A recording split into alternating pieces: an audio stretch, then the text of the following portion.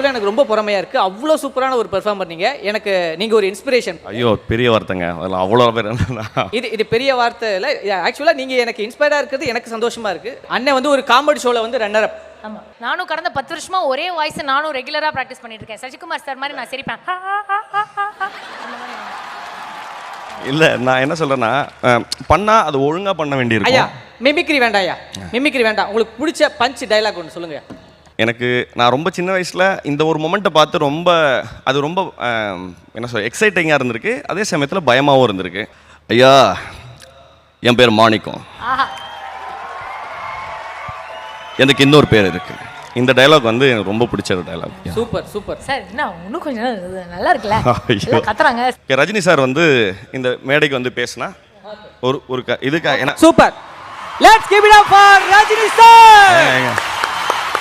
But before that நான் உங்ககிட்ட சொல்லிடுறேன், நான் நிஜமாக டச்சில் இல்லை. எப்படி வரும்னு தெரியாது, மன்னிச்சிருங்க. ஃபர்ஸ்ட் ஆஃப் ஆல் இங்கே வருகை தந்திருக்கும் என்னுடைய ஃபேன்ஸ், அப்புறம் கொலீக்ஸ், பெரியோர்களே, தாய்மார்களே, என்னை வாழ வைக்கும் தெய்வங்களான தமிழ் மக்கள்.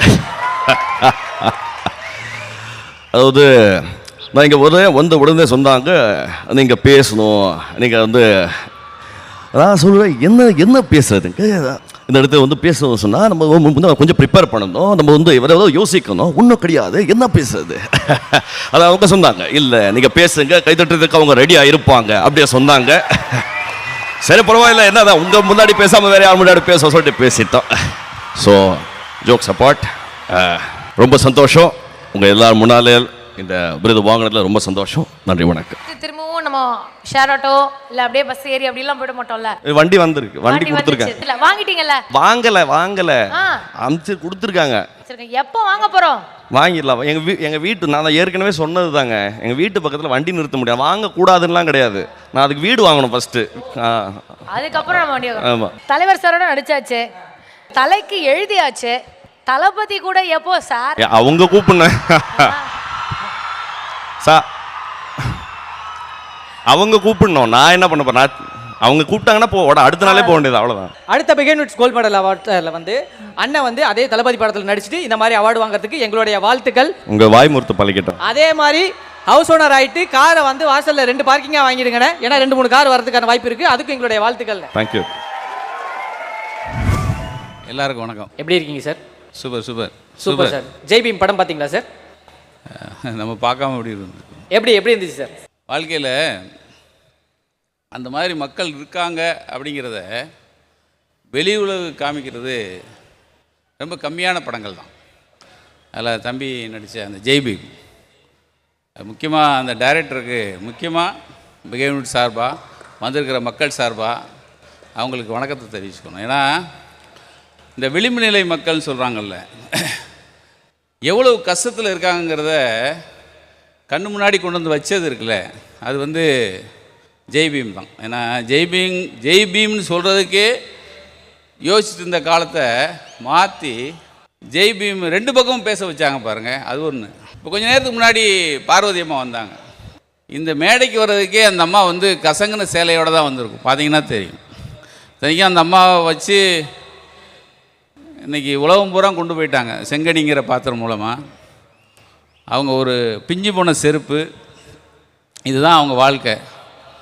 அதை விட முக்கியம், தம்பி மணிகண்டன் வந்து ராஜா கண்ணுபாவே வாழ்ந்தது இருக்குல்ல, அது வந்து உண்மையிலேயே அவருக்கு ஹேட்ஸ் ஆஃப் பண்ணும். ஏன்னா நான் வந்து இந்த காடு மேடெலாம் அலைஞ்சது, காட்டில் வந்து மலைவாழ் மக்களுடைய வாழ்க்கை, அவங்க இதே துன்பத்தை இப்போ ராஜா கண்ணுடைய ஒத்தையாளுடைய சரித்திரத்தை இன்றைக்கி நம்ம முன்னாடி ஜெய் பீமை கொண்டு வந்தாங்க.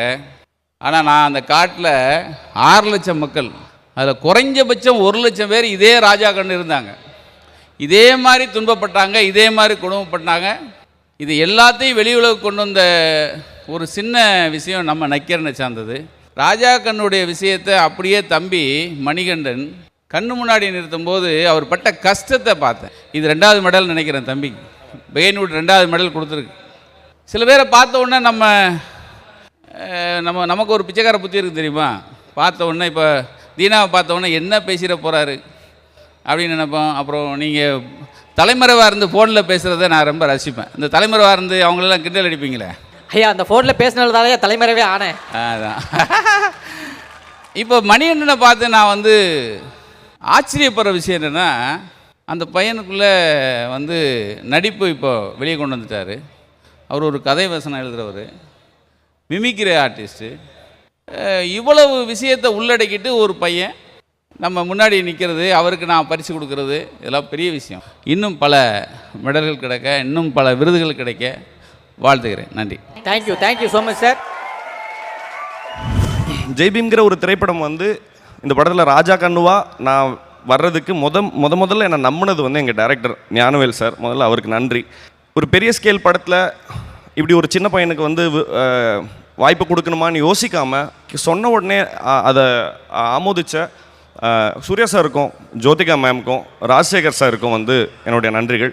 சக கலைஞர்களாக நடித்த லிஜோமோல் ஜோஸ்லேருந்து மொசகுட்டி அண்ணன்லேருந்து சூர்யா சார்லேருந்து எல்லாருக்குமே வந்து இந்த படத்தை அவ்வளோ பர்சனலாக எடுத்துக்கிட்டு எந்த தயக்கமோ எந்த கேள்வியும் கேட்காம இந்த படத்துக்காக உழைச்சதுக்காக நான் நன்றி கடன் பட்டிருக்கேன்.